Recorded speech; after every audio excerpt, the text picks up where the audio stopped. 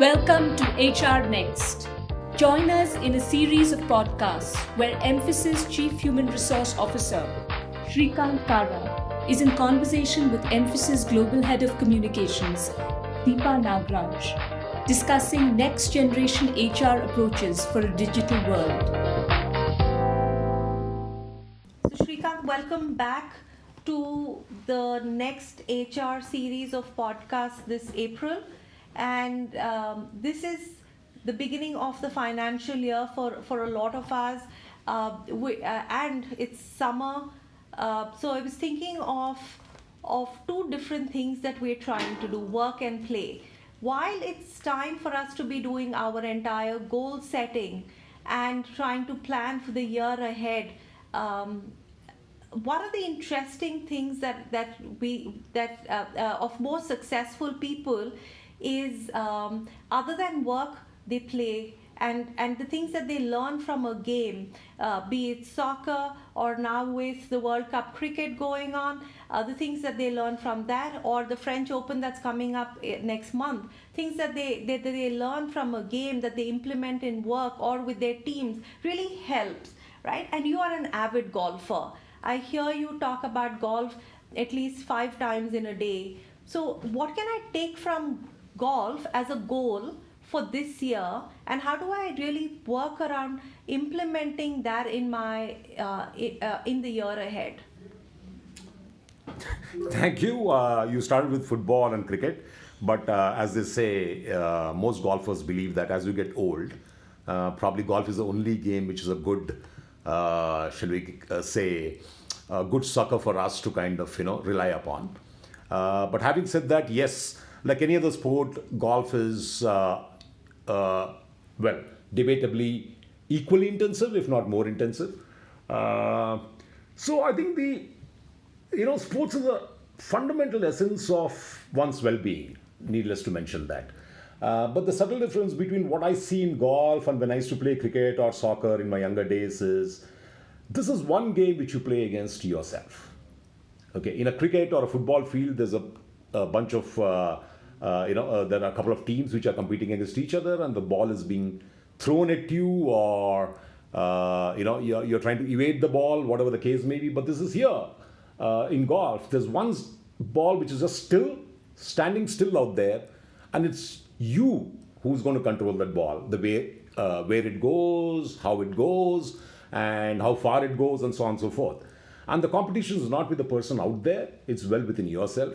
So it brings in all the forces into play: your concentration, your focus, your physical ability, and more importantly, your ability to kind of measure up to your own scores in the past. So trying to improve upon yourself is fundamentally the essence of golf. So to me, that kind of draws a parallel in an organization where typically people competing against each other may not necessarily be more successful as opposed to those who are competing within themselves, trying to improve themselves, in other words. So that probably is the closest parallel I can draw with organizational life and with golf. So basically, what you're saying is, it's only you who can better yourself, given the circumstances, given the terrain that you are in, given all the other external factors that you are doing.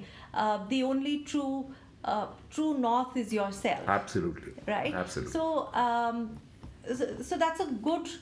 So do you then use this to be able to set goals when you are on, say, the golf course, or when you're in the boardroom, right? How do you draw any parallel to be able to set goals? So if today on the golf course you're saying, I have to get to the 18th hole in this much time, and this is how I want to do it, when you sit in the boardroom, do you draw any parallels for yourself? As I said earlier, probably one of the things that really, if you draw a parallel between the game of golf and how you conduct yourself, whether it's in a board or whether it's in your day-to-day life in a corporate life, is knowing your own limits, knowing your own self. On a particular day or on a particular situation, that's a limit to which you can go to. That's the amount of innovation, or that's the amount of improvement that you can do. Trying to overreach it is obviously the real reason for stress in real day world. So how do you avoid the conflict? How do you avoid the stress? And trying to overreach yourself and trying to play within the limits that you have is probably the biggest lesson that I can draw the parallel. So to your question, how do you do it is try to understand that, is this within my zone of influence, my sphere of influence? Can I do this and influence the teams out there or the members out there, whatever the case may be? And how much is the change I can bring about and not try to overachieve or not try to overreach myself and create stress within myself? So the biggest true north, as you said, is to see where are the stress points and where is it going to break and where not to break it. That probably is the biggest lesson that you get from golf. So while a lot of this, Srikant, is you as an individual and how you're trying to build yourself, but they say leadership is a contact sport. While in a lot of other games that we spoke about before, be it soccer or cricket, the team camaraderie, the trust that you have, the collaborative strength or the collective strength that the team brings together is essential. So the dynamics of working with the team, working well with the team is very essential in all of this. But in golf it's different. So how do you view this? How does a game like golf maybe help or not be helpful in building the kind of collective team strength and camaraderie? I don't see any difference between the traits that I talked about, which you bring about in playing a game like golf, to your real life. My best example for that would be a leader is only trusted when he's authentic. He can only be authentic when he's self-aware. He can only be self-aware when he knows what he's doing and he knows what his strengths and limitations are. So there's a clear string out there. An authentic leader is one people look up to, not necessarily. We see a lot of leadership failures around because there is an amount of inauthenticity.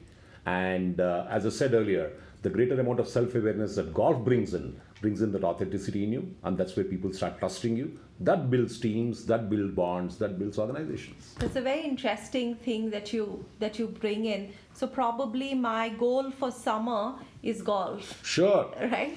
So let's get cracking on that. So let me find myself a golf tutor. If you want to volunteer, we're happy for that. But otherwise, my goal for this for the year forward is golf. Sure. Thanks. Let me warn you, it's a tough game. Of Not course. easy. Okay. Thanks. Thanks. Bye.